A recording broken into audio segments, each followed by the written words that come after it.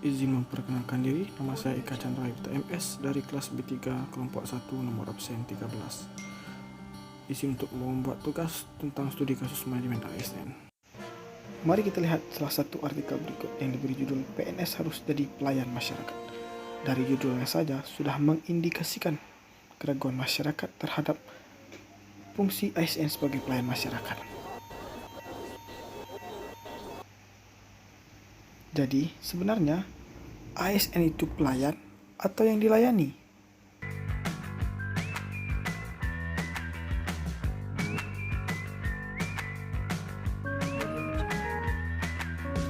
Mari kita lihat beberapa artikel yang dimuat oleh media elektronik yang menunjukkan ketidakpuasan masyarakat terhadap kinerja pelayanan publik yang dilakukan oleh ASN.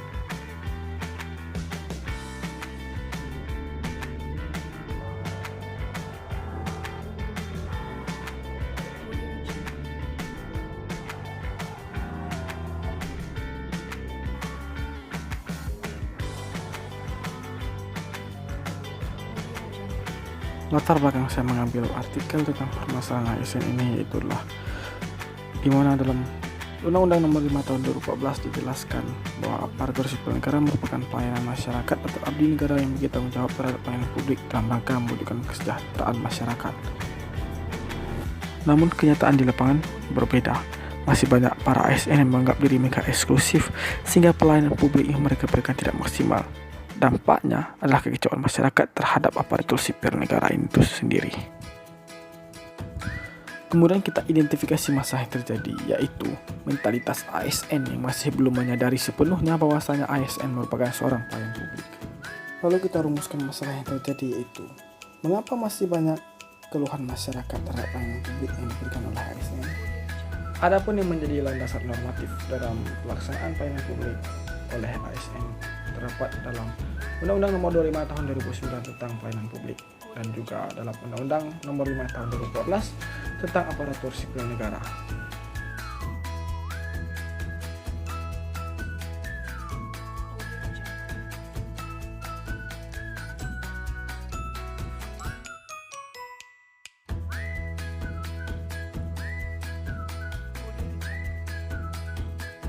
Pelayanan publik sendiri dapat dinyatakan sebagai segala sesuatu bentuk pelayanan sektor publik yang dilaksanakan aparatur pemerintah dalam bentuk barang dan jasa yang sesuai dengan kebutuhan masyarakat dan kebutuhan perundang-undangan yang berlaku.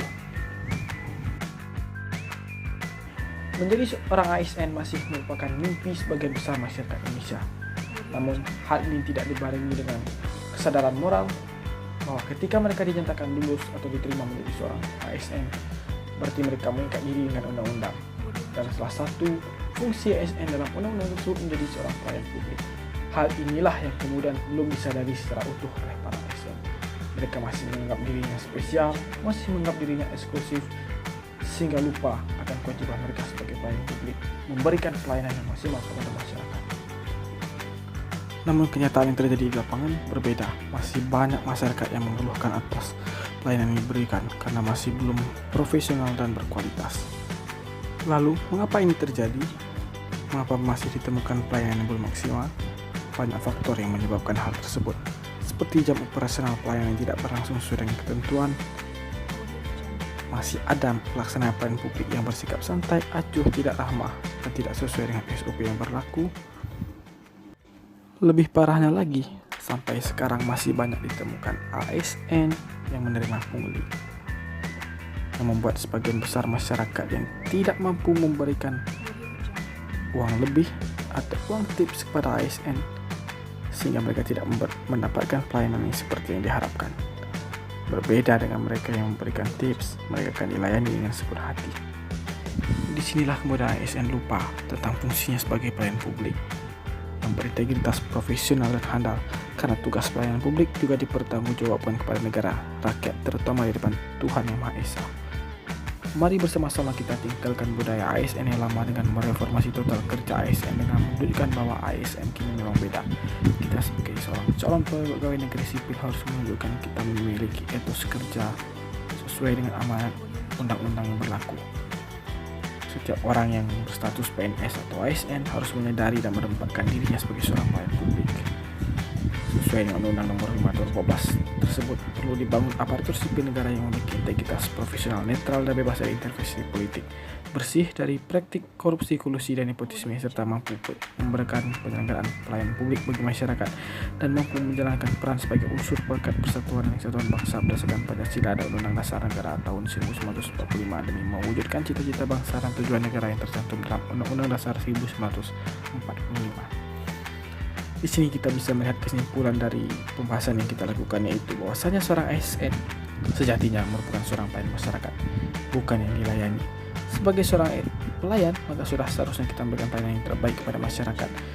Berdasarkan ketentuan perundang yang berlaku, menjunjung tinggi kode etik ASN dan menerapkan nilai aneka dalam pelaksanaan tugas sehari-hari, akuntabilitas, nasionalisme, etika publik, komitmen mutu, dan anti korupsi.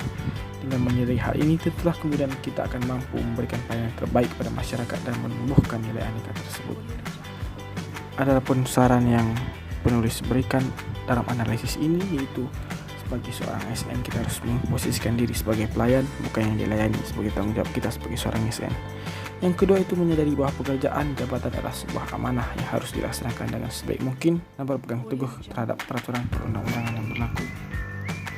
Yang ketiga, memberikan pelayanan tanpa pandang bulu, bersikap sama kepada setiap masyarakat sesuai dengan ketentuan yang ada. Keempat, menganggap jabatan adalah sebuah tanggung jawab baik kepada diri sendiri, masyarakat, negara, serta agama.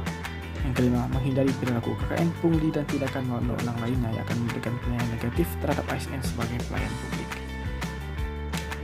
Baiklah, itu tadi sedikit pembahasan kita tentang bagaimana seorang ASN seharusnya memiliki pola pikir, bukan sebagai yang dilayani, tapi sebagai pelayan. Sekian dan terima kasih.